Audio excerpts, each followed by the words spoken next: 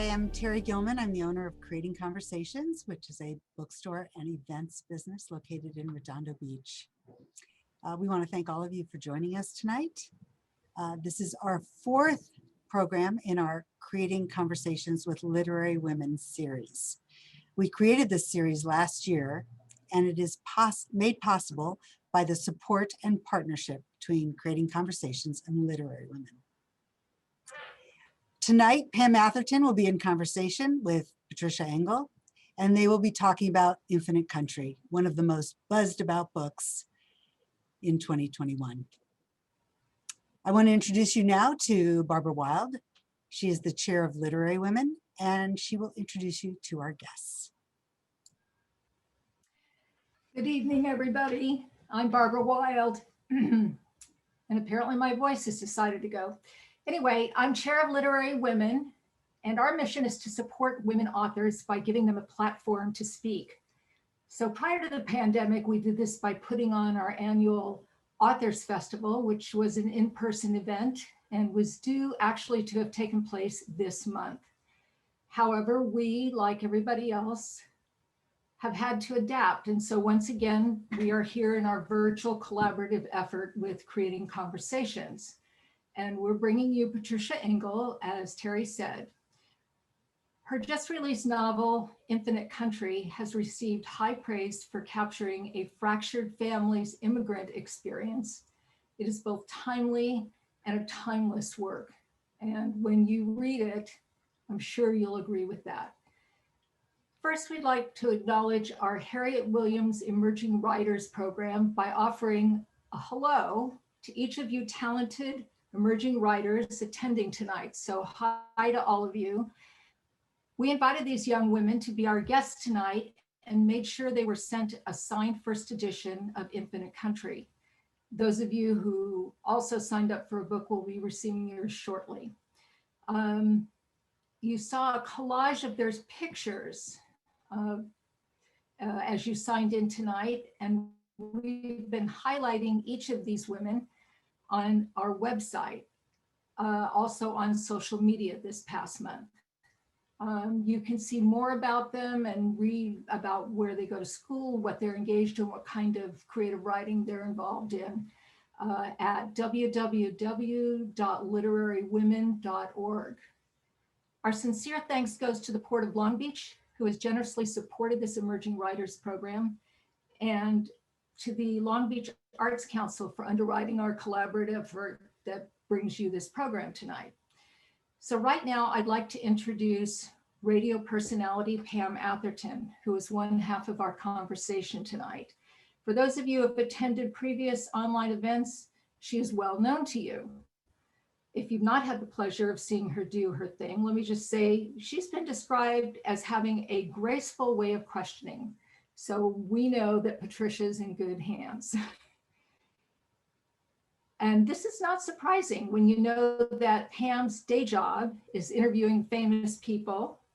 And these are people that we all know, doing voiceovers, being a media trainer, a keynote speaker, and well, anyway, you can see for yourselves, because we're really grateful to have her talent and, well, have Pam here with us.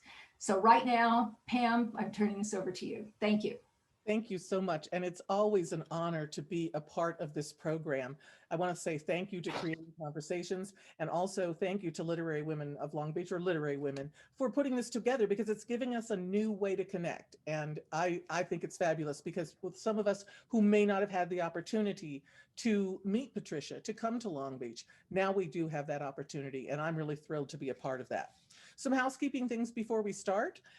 First of all, feel free to make comments in the chat box, but when it comes to questions, if you have a question for Patricia, we'd like you to use the Q&A box. That's the only place we will be taking questions from. So feel free to, and we'll be taking questions about 15 minutes before we end, about 6:15. The raise your hand function, we're not using that. That's being totally ignored. And feel free to comment or chat with each other in the comment box. You'll also find links there that come from Creating Conversations, where you can, if you don't happen to have her book, or you want to buy Patricia's book as a gift for someone else, You can get the book, you can get the e-form, you can get the audio form. There'll be links there, and there's also a discount code as well. So Lauren is going to be taking care of making sure you have all that information for you firsthand. You're going to also get an email after the event, and that will also remind you if you'd like to purchase it and remind you of what the discount code is. And you can then sign up for the newsletter that comes from Literary Women, so you can be apprised of all of the events that they have, and they've got some fabulous events lined up. There may be a dog bark. There may be a cat running across the keyboard. There may be a doorbell ring. It's a live event. We don't know what's going to happen. So enjoy it because it is live, and we're going to see where it all takes us. So I want to tell you a little bit about Patricia if you don't know anything about her, which seems highly unlikely because she's everywhere. The Today Show picked her as the book for spring to be reading. She's been called a unique and necessary voice for the Americas. She was the first woman to win the Columbia National Prize in Literature, the first one.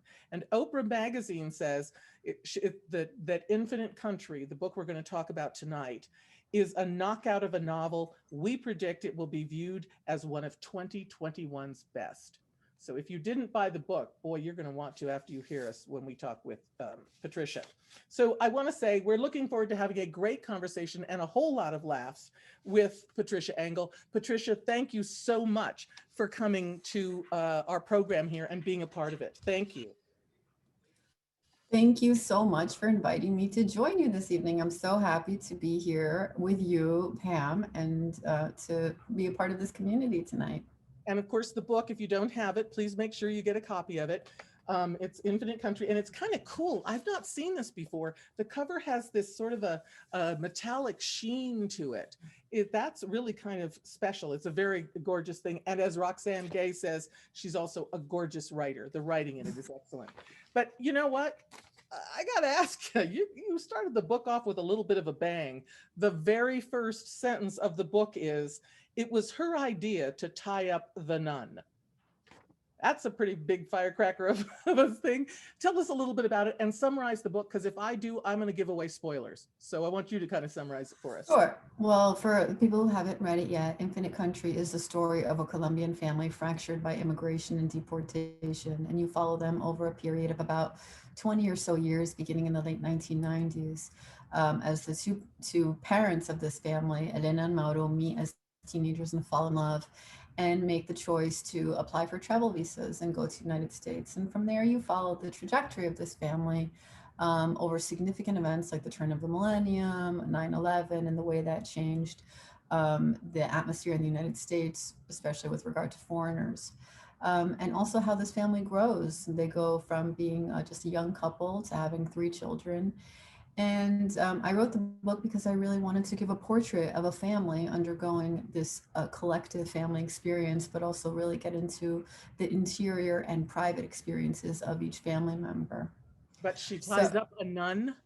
So the opening scene of the novel, as Pam mentioned, is a 15-year-old girl named Talia who is breaking out of a sort of correctional facility for youth offenders, for girls. And she explains it was her idea to tie up the nun, who is one of their caretakers there, in order to break out with a bunch of other girls. She needs to do this. She's pressed for time because she's got to get back from where she is, high in the mountains of Santander in Colombia, to Bogotá, which is pretty far away, because she has a plane ticket waiting for her to go to the United States in order to be reunited with her mother and her 2 siblings, who she has not seen since she was a baby. So the idea for that opening scene came from a news story that I read a long time ago when I was really deep into writing another book. And it was a very small news story. It was an online publication, and it was just something like this big, and it was just a mention with not much information or details. And it said that a group of adolescent girls had broken out of a reform school. And I didn't know why or how or anything, but it stayed with me because I just had this image or this idea of a group of really sort of badass, young girls, fearless enough to do something like that, to break out of their school, their prison school in the mountains, And I had no idea what happened to them after that, but it stuck with me. And then I already had in mind that I wanted to write this novel about a family. And at some point, the two things just sort of merged. No, it's wonderful. And there are a lot of powerful lines in the book. But perhaps the one that, to me, it particularly struck me was very early in the book. And it was this: Talia considered how people who do horrible things can be victims, and how victims can be people who do horrible things. That really packs a punch. Did you know ahead of time you wanted to somehow get that in the story? Or was that something that your character just came to you in your head? Well, Infinite Country is my fourth book, and all of my books have really sort of explored things like that in different ways, the things that good people unexpectedly find themselves capable of. And the way that we sort of determine some people are good and some people are bad, and as if, there's no overlap, right? That's just something that has interested me as a writer, and as an artist, and as a reader, it interests me too in what I decide to read. So just because that's something that's really a part of my DNA as a writer, it probably emerged from there. But at a certain point in my writing, I hand it over to the characters. And it is a story about that, about people doing things that they maybe didn't think were capable of. And also, hopefully, makes people question the things that we are told are right and wrong. Are they really? And what would you be prepared to do if you were confronted with the same choices? Yeah, it really stopped me. I had to stop reading and write it down because I felt it was so important. There was so much impact to that. It's like, wow, we have to, not everything is black and white, and we have to think of it Mm-hmm. in these ways. Another line that was, I don't want to say almost a throwaway, but it was at the end of a paragraph. And again, it made me stop, was you were talking about Talia was sent as a baby back to Colombia apart from her mother. She was talking to her counselor and they were trying to figure out what was wrong with her. And but since it was a common occurrence that children were sent away from their mothers, that it couldn't possibly be a trauma. And it's like, because something is common, it means it's not a trauma. It's always a Mm-hmm. trauma, is it not? Well, that's something that often does come up, right? When people experience something, and very often we say we kind of diminish our own experiences because we'll say, well, somebody else has it worse, right? Or this has happened to a million other people. So, and people tell themselves things like that in order to keep things in perspective. But it doesn't really speak to an individual's humanity and what that experience does to that person. The book is peppered with a lot of stories about ancient knowledge or traditional knowledge. Explain what that is and why you chose to do that. So yeah, there's a lot of ancestral knowledge, traditional history, or some people call it mythology or folklore. That's very specific to the land and the landscape of Colombia. My mother's from Bogotá, which is where a lot of the novel is set. That's her hometown.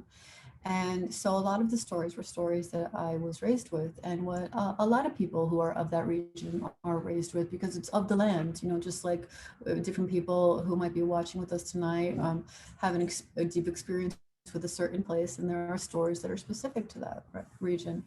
So in order to really understand the trajectory of this family, I wanted to go deeper, because to depart your homeland is such a profound loss in a lot of ways.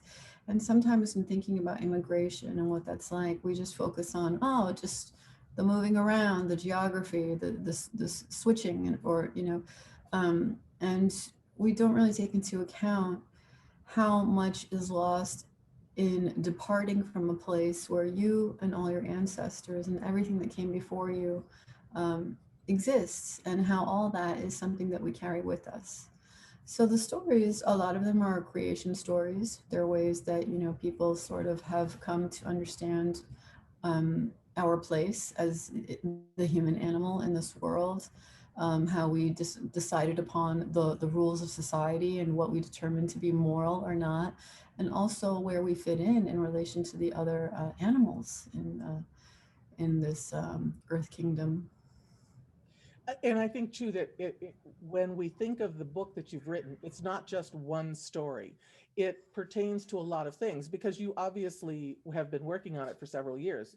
How long was it for you to write this book?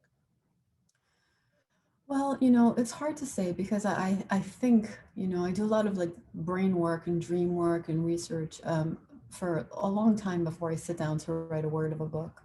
So I started imagining this story, maybe almost 10 years ago. I didn't start writing it until 2017, and then I wrote the first draft quite quickly. No, maybe 2018. And then from then on, I went through several revisions and things like that over the course of about 2 years. So a lot, But yeah, so at least 3 to 4 years that you've been actively working on it before the yeah, pandemic. sure. Yet Oh there's a yeah, story to take from long this. before. Yeah, but there's a story to take from your book that has to do with the pandemic as well. And that is the same sense of loss of family, where you're talking about the leaving of a country and you can't see your family. There are a lot of people who haven't seen their grandkids or who haven't seen their children for over a year. So that is something you kind of get a better understanding of the book when you put it in all these different stories that it relates to. Well, of course, that is the hope, and that's not something I ever could have planned. But when the book was Right. published, that's something that I realized very quickly. A lot of people who are largely disassociated from anything that has to do with immigration because possibly, they're the descendants of people who immigrated generations and generations ago.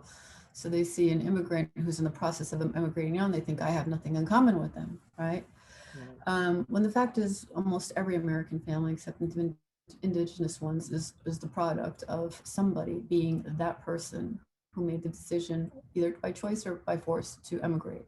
They were the person who departed their homeland and came to this one.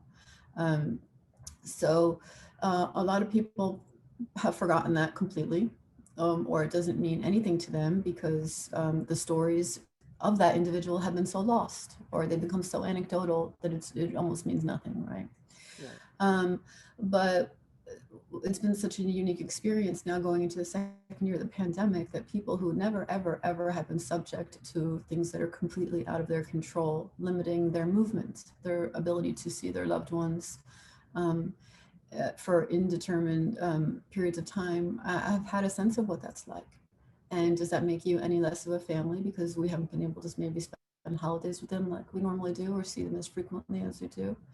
And another interesting thing is that this is maybe the first time in my lifetime that I recall that the borders of most countries in this world are closed to Americans. Right. So, well, there goes our privilege. And that's something that a lot of people, have maybe never given much thought to at all, what that feeling might be like. There's another thing that has come up recently that aside from, immigration, which I've always said is, it's a human instinct, right? The human instinct is to move in search of better resources. That's how the human species has ensured its survival. But something that's specific to the United States, which perhaps allows a certain kind of blind spot, is that the United States is so enormous that we take for granted that we can travel basically the distance of 12 countries or so within our own country. And we take it so for granted that some people will call themselves bi-coastal, just going from East Coast to West Coast, which is, more than crossing all of Europe and a large chunk of Asia, and without having, to show any sort of documentation. And why? Just because they feel like it, right? In the United States, I live in Miami. I'm zooming to you from Miami right now. I can fly to the other side of the country to Seattle in the same amount of time it would take me to get to Madrid or Paris, right? And I'm not leaving the United States. And I can do that just because I feel like it. I could do that to go to a party, to go to a wedding or something like that, right? And just because, the world has arranged itself with these borders and things like that, and some people live in very small countries. I mean, imagine being confined to your state. You could never leave it. There's a lot of American states that are larger than other countries, than most countries, right? And let's say you live in a state where, it's been hit hard by a recession, as happens all the time in the United States. What do people do? They just move, right? And yet when other people do it in the exact same parameters for the exact same reasons, somehow we've been taught to look down on it, to question their motives, even to criminalize it. Yeah, I think you've pointed that out in some of your other interviews as well, that, you know, every country we've had to deal with migration for time to time. When all of a sudden did immigration become a bad word? You know, I mean, and so talk a little bit about this, because immigration, obviously, it has a lot to do with what's going on in your book, and there's a lot of myths that are surrounding immigration. It's a complicated story. It's not something that's simple, like, well, just go do it the legal way or get out. I mean, there's a lot to do that's more inscribed with that. So let's talk of some of those things. Have you seen a difference personally, because you come from a family of parents who immigrated to the United States? Have you seen a difference in the way the U.S. regards immigrants now than, say, perhaps 20 to 50 years ago even? Well, I'm not 50, so I can't speak to that. Well, I don't. But I can just tell you, you know, I set this book beginning in the late 1990s because there was a very specific shift around the events of surrounding 9/11, right? With the rise of the creation of the Department of Homeland Security, which gave way to ICE. And of course, it was a traumatized country. You know, it was catastrophic. I lived in New York at the time. I saw the towers fall from my window, you know. And it was a terrible time. But a consequence of that, a lingering effect of that, was the way that the perception of foreigners changed very quickly. And for specific reasons, you know, of course, there were special interests who benefited from that you know, shift in perception. People who were on the receiving end of that experienced it quite differently. So there was a shift, a substantial shift. And you know, in my childhood, visas and amnesties were given much more freely, and immigrants were seen as a valuable resource and contributors, people with skill sets, as they still are. However, their rights are marginalized. So, you know, when you marginalize a community, you get to marginalize their rights. And that's because there's someone who stands to benefit from that. You don't have to pay them the same. You don't have to, you know, take into consideration their safety or their rights, you know, because you've made them vulnerable. And a lot of the terminology that we are hearing around immigration, especially from Latin American countries, is that they're parasitic, right? Is that they're going to take away our rights, our money, our tax, our medical care, etc. They're only coming for that. And that's a lot of the verbiage that we're basically hearing. They're going to take something away from me. And it's a lack of kind of empathy and understanding, which also I think has changed in our country as well.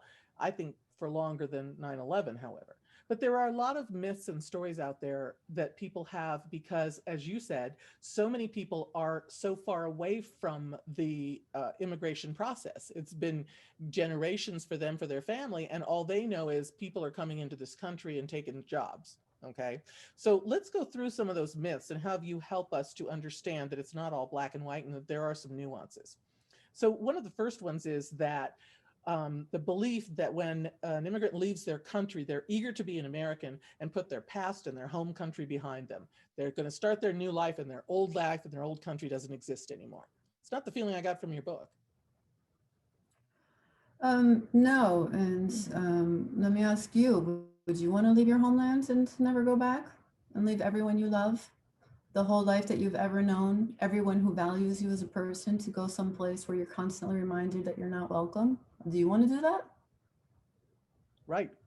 Right. And I'm sure when your parents came here, there was a sense of their loss of their homeland. But let me ask you, because you never had that loss of that homeland, is there also, though, a loss of what you never could experience with your relatives still there and the stories and things like that? Was there a loss there?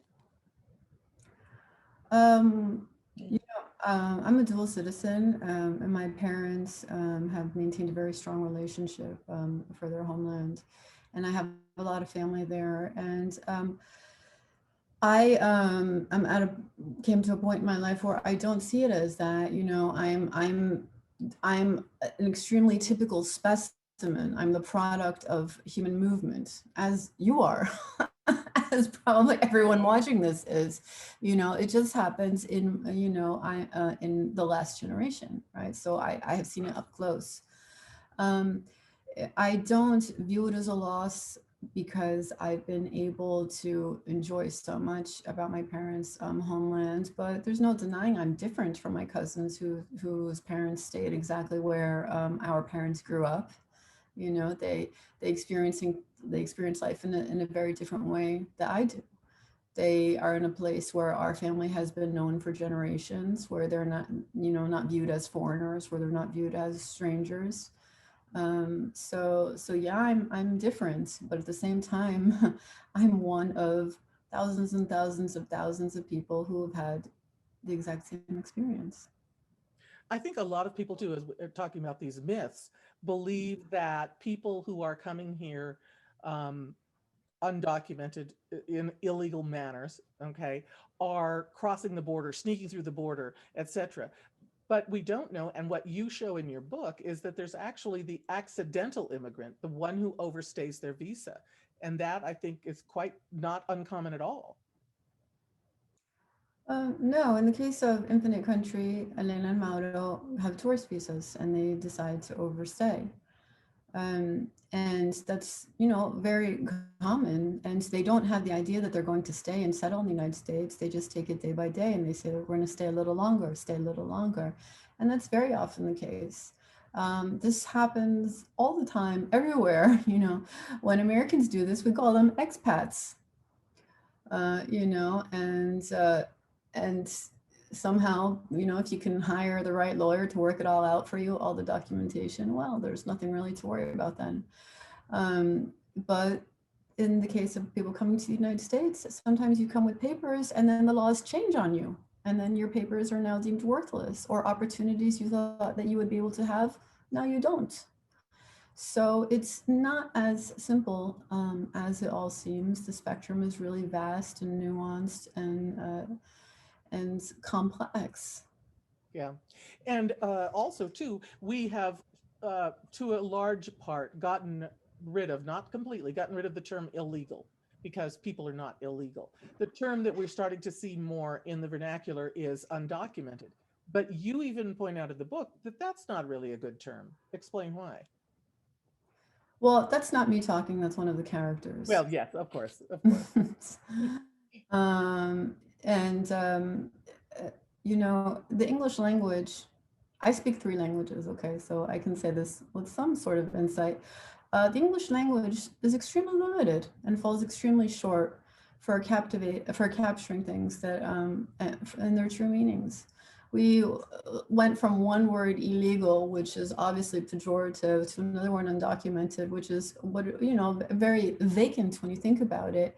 When you think about the whole spectrum of statuses that it's meant to describe, you know, the fact is a lot of people who are classified as undocumented do have documents. They're just, you know, not the ones that are required at that moment. Perhaps their dates have passed or something has happened. So it's just, you know, we linguistically, we like to simplify things so much that what they end up doing is making us really myopic to the actual reality of an experience. And in doing that, we become less humane and less compassionate because we're refusing to acknowledge the true reality that many people are living with. And the nuances of it. The thing I hear all the time, I'm sure everyone does, is why don't they just come here legally? You know? And there are a lot of nuances in that because of cost, of time, of rules. And like you say, you may be on the correct path to get here, but then all of a sudden the rules change on you. So it's not just like, oh, just sign the papers and turn them in and you'll be fine. That's, or at least that's not what the most of the experiences are. The people who come to the United States in non-traditional manners, we tend to think that, oh, they're happy to be in America, everything is sunshine and roses and everything is good. But there's often a lot of fear that I know I didn't really take into account until I was reading your book, and I thought, oh yeah, that's true. I'm afraid that somebody might come and knock on the door and deport my father. So I'm living in constant fear. Do you see that as something that's common? Listen, I cannot speak for a whole community of people. No, but It's a reality and it's a experience, but there's no singular experience to to um, to anything really. So I wrote the book about this family, and that's certainly part of their experience. But I cannot comment on the experience of an entire segment of the population. Everyone is different. well, certainly. And I know that there has been research that there tends to be where people who have come in non-traditional ways do not report crimes. And so because Mhm. they're afraid if they do, then that will expose the fact that they don't have all the proper paperwork and stuff. So, Listen, even citizens don't report crimes. right. You know, I can tell you that, for example, there's a sexual assault scene in the book, and some people have said, why didn't you report it? I'm here to tell you that I know dozens of US born citizen women who have not reported the exact same thing. Yeah, right. For whatever reason, right? I Yeah, mean, that's a whole nother issue, a whole nother story of, you know, sure. what women have been going through. Underreported crime is something that extends to every part of the population. Of course, in vulnerable communities, it's even more so. The stakes are even higher. Yeah. A lot of people who are watching this program are writers or potential writers, or they love writers and they love the entire process. So I thought we'd switch gears a little bit and talk about your process. For example, Mhm. the book is somewhat told in I like to think of it as storytelling fashion, where there's not a lot of dialogue. It's actually my favorite style of writing. I loved that you wrote that way, but it's very different. So what made you choose to tell this story in that fashion? In which fashion? I'm not Well, sure the I fact understood that your question. it's there's not a lot of dialogue. It's like a storytelling summary of events that have happened. Uh, uh, you know, I don't, that's just the way that it came out.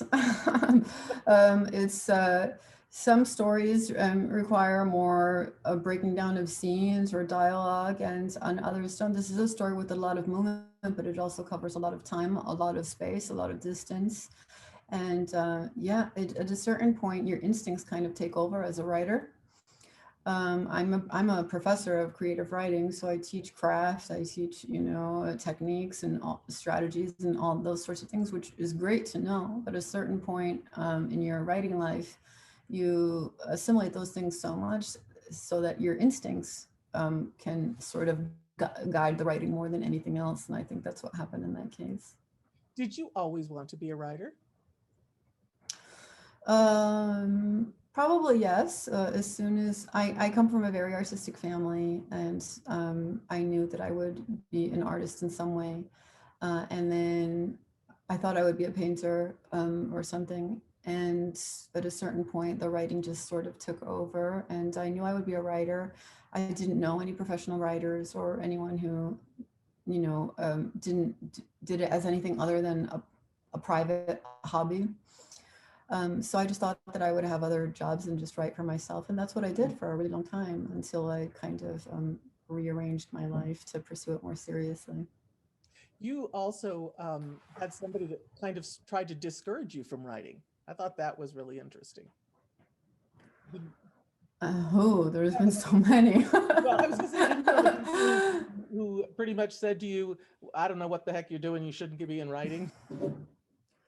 um, I think you're talking about probably a creative writing teacher that I had in Yes. college, who I went Yeah. to tell that I was interested seriously in writing, and he dismissed me. You know, he didn't even engage with me really, which I guess was even worse, right? There was really no conversation that he even allowed me to have about it. So he didn't even get as far as saying what you just said. You know, he just sort of looked at me like, what, you know, and that just, you know, I just left, you know.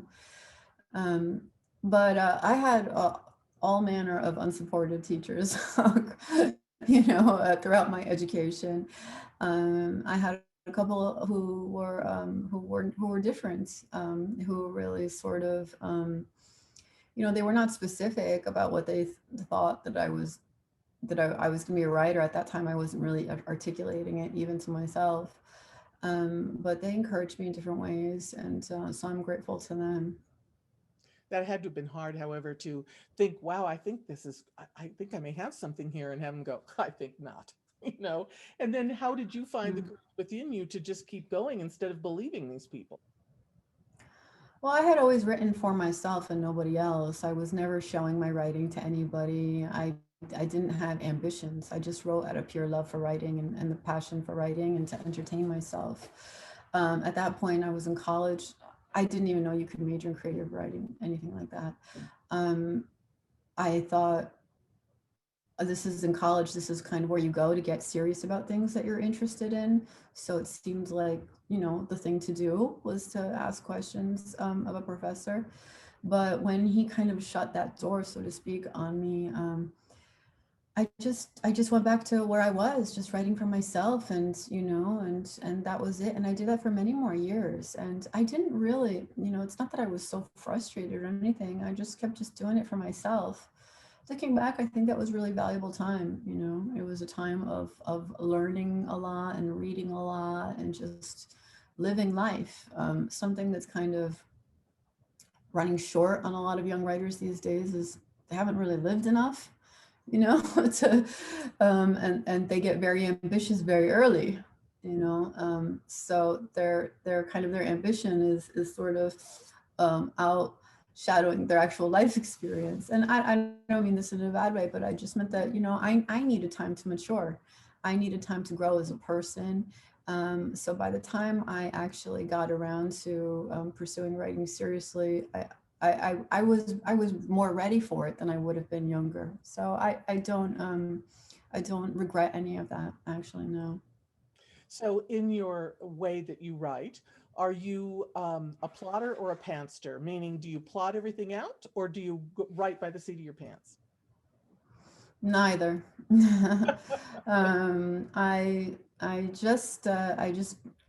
know, I was sort of a pathological daydreamer growing up, and that's still what I am. I just kind of dream my stories until I know them so well that I can start writing that, you know, that vision out.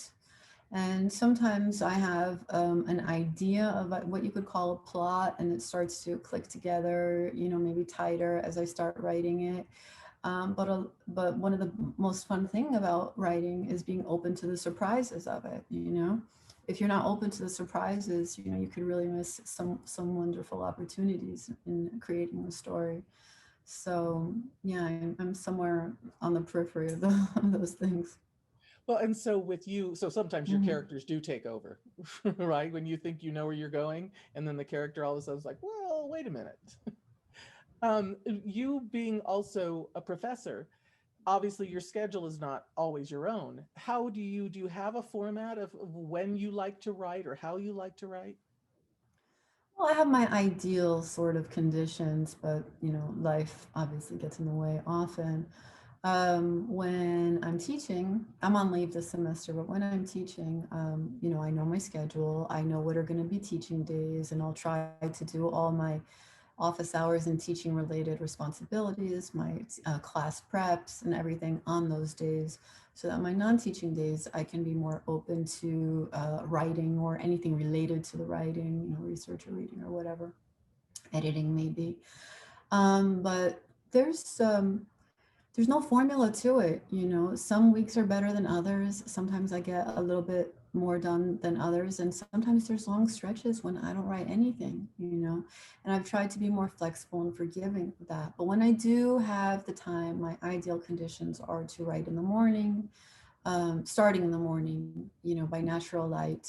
I don't write at night normally, and in silence. And you know, I'm usually surrounded by my notebooks and my computer. And then when I get deep into a project and I feel like I have a firm grasp on it, like with a book, then maybe I'll start kind of trying to create a schedule for myself. And I'll think, well, this week, this is what I hope to accomplish. Maybe finish this chapter or write this many words or something like that. And I can sort of, you know, make a plan for my progress, you know, from like 1 month to the next. Because I found that if I don't do that, it's very easy for a project to like slip away from you, you know? Yeah. So I always tell my students, and when people ask for advice, you really, the trick is to center your writing and to show up for it the same way you would show up for a coffee date with your friends. You wouldn't just leave them waiting there, right? Or a medical appointment, you wouldn't just like not show up, right? Or even to go to the gym because you know you want to get in better shape. You know, when you don't show up, you feel like I didn't go again, right? But to treat your writing with the same sort of commitment and honor it in that way. And I know it's hard to do because, of course, no one's paying you normally, or no one is saying, "Oh, you did it! Yeah, you did a good job today. Like, good work. You know, great idea you had there." Like in a normal job, right?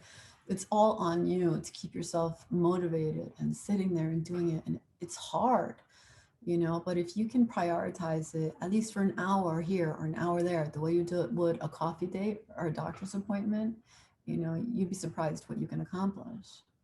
I know a lot of people struggle with writer's block. Is that anything you've ever struggled with? I actually think part of the problem with writer's block is that we even call it writer's block, and that there's kind of like a whole sort of culture around the idea of writer's block. I mean, sure, there's times when my writing is bad or it doesn't come at all, but making myself feel bad about it is not helpful. So I have learned to just know when I need to step away, you know, and what I need in those moments is to nurture my creativity in other ways. So maybe I'll go read a book, or I'll watch a good movie, or I'll, you know, take in some other art form, or I'll go for a walk outside. But I will sort of feed my brain in other ways, even if that way is just giving it a rest. Um, and every single time the writing returns, you know. So I want to, you have had so many great reviews that have been written about Mm. this book, from Oprah's magazine to everywhere. But the one that I thought might tickle you the most was the one from Kirkus Reviews, where they said, "Attention, TV and movie people, this story is made for the screen." What do you think? Do you think, could you see it? Yeah, you know, there have been some conversations. I can't say more about it, but there have been some conversations about Oh, adaptation. oh, that's exciting. So obviously, if possible, we would love to have you back on to talk about those things when you can. Yeah, that would be great. And of course, you're obviously, I'm sure, right, working on something else, because every writer I've ever known is Yeah. percolating all these ideas. What's percolating with you now? Well, I have already a finished book, a short story collection that will follow Infinite Country maybe sometime next year. And I've begun work on another novel, which, you know, is a long way from being finished. But, you know, hopefully that will be in the pipeline too. Yeah, well, and then of course having to be a production maven, in the movie. I want to, there were so many great lines in your book, and I want to just share with three of them. And if you have anything to think about them, to share your thoughts. One of them was, people say drugs and alcohol are the greatest and most persuasive narcotics, the elements most likely to ruin a life. They're wrong. It's love. That's pretty strong. What was there an inspiration that made you come up with that? I think that's just a fact of life. I mean, people will, you know, change their lives for love all the time. People will jump off a cliff for love. People will move to another country for love. People will do all kinds of things for love, things that they never thought that they would do. So that's something that can be both wonderful and terrible, depending on how you look at it, and also depending on your luck, right? But also in terms of immigration, that's a lot of the time, that's how it starts. You know, it's for love. It's out of love that people, you know, put themselves at risk. It's out of love that people change their lives in order to provide more for their families. So love is really what makes the world go round. And one of your characters also says this line, and it's particularly apropos. Well, I think it's always been apropos, but it's more in the news lately. Is your character says, "I remember wondering what it was like to belong to American what I remember wondering what it must feel like to belong to American whiteness and to know you can do whatever you want because nobody you love is deportable." And that's something that, as you said, so many of us don't even consider, because we're so far away from the migration process from ourselves and for our own family. And finally, the last one, which I think is something we all need to keep in heart, is one of your characters says, "You can't see what's ahead if you keep looking in the rearview mirror." Mhm. So Well, yeah, that's true for all of us, isn't it? Yeah. it is. Now, I know there are tons of Q&A, so I'm going to punch that up now and ask you Yeah. some of them. What is the message or meaning that you're hoping for the reader to take away from this book? Well, as a reader, I don't like to read anything that feels like didactic or like a lecture, and I don't write with an agenda. Everything that I write is really an exploration. So I want the reader to take their own experience out of the book, and everybody brings to it something different. That's part of the pleasure of being a writer and sharing your book with readers. And sometimes I learn things about my book that I didn't even know by hearing someone's reading experience of it. The only thing that I aim for in anything that I write is to write with integrity, with truth, with honesty about the people that I'm writing about, and to honor those communities in a respectful and accurate way. So I hope that maybe a reader leaves my book with a bit more compassion, a bit more insight, and maybe spending some time giving thought to things that maybe they didn't so much before. Well, I know for sure when as I pointed out those lines, I would stop from reading and have to mull it over and go, wow, what else does that mean? I mean, there's so many, it's so broad, and it was such wonderful to have those moments in the book. All right, someone else says you talked about dream work prior to beginning your book. Could you talk a little bit about that? Like, what does that all encompass? Well, it's not anything like organized. I'm telling you, I was a big daydreamer as a kid. I used to get in trouble for it all the time in school. And that's still what I do. And it turns out that being a daydreamer is a great skill when you're a writer. I just spend a whole lot of time spacing out and dreaming up my characters and my stories, and just I go for very long walks and I just think about things. So it's a lot of rumination, and sometimes you get specific clarity out of that sort of open-ended dreaming. And then I start taking notes. I can show you one of my notebooks, so you have an idea what my notebooks look like. I'm surrounded by these. So they're like this, with these are my favorite things in the world. I totally use them and abuse them, these sticker things. And I have a million of these notebooks, and that's really my only organizing principle for my writing. And once I start to get specific ideas that emerge from my pre-writing dreaming period. Well, somebody asked, you just mentioned favorites. Somebody asked, kind of like with kids, was there a favorite character in the book? Somebody that you really took to? Mm-hmm. Well, they're all my favorites. In order to write them, they all have to be my favorites. Otherwise, as a reader, you would feel disconnected, right? You wouldn't feel the connection. So I, as a writer, I have to be, when I feel myself growing distant from one of my characters, I end up eliminating them. So I have to love them all, and they all, become a part of me in that way. But like I said, the opening scene with Talia breaking out of the reform school, that was a lot of fun to write. but I love them all. We have an anonymous writer, but this is a really important question, I think. And that's, she's saying, as a writer of color, I find it important to write about my community and our struggles. However, I worry about being boxed into only writing about this subject. How do you find the right balance of writing what you want, but also writing about your community? Because you do write a lot about this. I write what I want, and what I want is to portray the world that I know, because when I was growing up, I did not find it on the bookshelves. So I think sometimes we're sort of subject to our own limited thinking about things. You don't have to be boxed in, and anyone who tells you you need to be is trying to confuse you. And you know, confusion is the enemy to all good things. So I'm here to tell you, you don't need to be boxed in, and you can write whatever you want. You don't need to feel like you're a representative, you're an ambassador. Just write in the way that feels authentic and natural to you. But also don't shy away from, you know, who you are and what makes you unique, um, and the people and the communities that matter to you. Okay. Catherine writes here, she says, chapter 19 begins, you already know me. I'm the author of these pages. Karina, all pages, some pages. So I guess her question is, was Karina the writer of the book all along? Yes. All right. Well, Yeah, some people have mistaken that and think that there's like a third person omniscient narrator. And then, you know, it just suddenly switches to Karina in the first person. And that's not the case.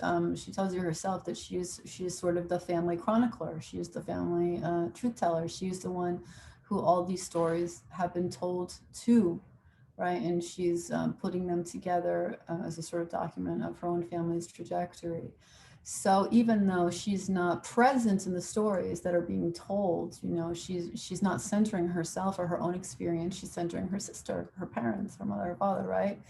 And then when it's time, she centers herself. But really, you could not come to know her without knowing everything else, because so much of her life is defined by her sister's absence, right? right. And so much of her life is defined by her parents' choices that they made for her. Yeah, she's really a storyteller, as in, you know, and then we find out that it's her towards the end. And usually when there's a title of a book that you're not really sure what it's referring to, and in your case, Infinite Country, I would ask the guest, you know, the author, why did you name it that? But I don't want you to answer it, because I want everyone to have the same experience I did reading the last sentence of the book, where it literally brought tears to my eyes when I understood it. So, oh, but now you said where it is. Now everyone's just gonna flip to but oh no. Usually I don't even say that. I just say it's somewhere in the book, you know. All right. Well, all I'm saying is, if you don't end this book with a tear in your eye, you didn't read it. That's what I'm going to say. You know, people are interested, of course, about the fact that you're a dual citizen. If you hadn't have said that, they wouldn't have done that. They want to know about some of your time in Colombia. For example, you know, have you ever been to the Hay Festival in Cartagena? Where's your favorite vacation spot in Colombia? What do you find about Colombia? What has been your joy of seeing that, your homeland? Yes, I have been to the Hay Festival in Cartagena.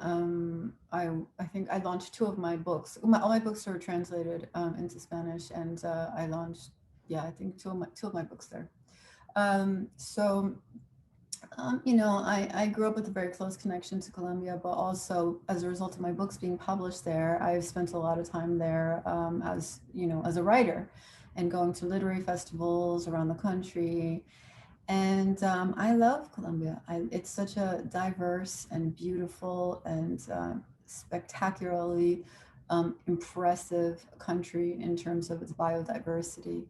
The people are so warm and kind. Of course, I love Colombian food. It's what I grew up with. And the music. So I have only wonderful things to say about it. I'm not sure what was in the rest of your that was kind of what they were saying. What's your favorite part of Colombia, and had you been into that?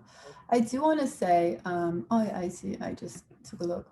There are a lot of amazing Colombian writers whose books are now available in translation. So I could recommend a couple if you'd like. There's Laura Restrepo. You would say Laura Restrepo. Her recent book was just translated to English. It's called The Divine Boys. Margarita Garcia Roballo, she has a couple books in translation, one that just came out called Holiday Heart, and another one called Fish Soup, which is short stories. Giuseppe Caputo has a wonderful book called An Orphan World, and Jorge Franco has one of my favorite books. It's called Rosario Tijeras. So those are all amazing books, so that would also give you more insight into the country. And in terms of my favorite place to vacation in Colombia, you know, it's hard to say because for me, every visit to Colombia involves seeing my family, who are in Bogotá, which is my mom's hometown, and Medellin, which is my father's hometown. So those two cities are very special to me. But I also love, just different parts of the country for different reasons.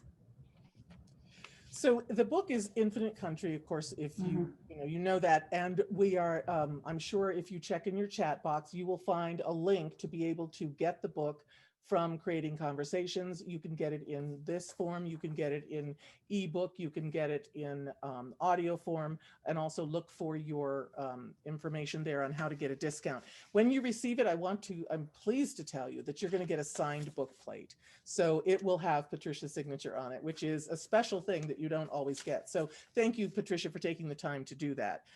We appreciate that very much. Her other books, just so you know, The Veins of the Ocean, Vida, and It's Not Love, It's Just Paris. And Patricia, you actually studied in Paris for a while, didn't you? I did. I was actually a French literature major in college and art history as well. So I did study and live in Paris. Right. If you want to know more about Patricia, we suggest that you go to patriciaengel.com or follow her on Twitter, as we do, Patricia_Engel, or follow her on Instagram, where it's Patricia with 2 underscores, Engel. And you can follow her that way. And I think they're going to put the links to that in the chat box as well. Patricia, so where did you say again they're going to do the movie of this? You'll have to stay tuned, but I'm sure that when I'm able, I will share that on my socials. Well, you know, everybody wants to know, if you had to cast it today, who would you cast as Talia? I don't know, maybe an unknown, Right. Yeah. Okay. There are a lot of great, I mean, as a person who has done acting and does voice acting, I look at those characters and I always think, which is the one I would like to do? And it's a hard one to choose because you have so many great pieces, like maybe the grandmother, maybe that's what I'd want to be, Perla, that would be fun. All right. So we want to also know if you will come back again sometime. I would love to. Thank you so much I want to thank everyone watching for your great questions, for taking time out of your busy lives to be with us tonight. Thank you, Pam.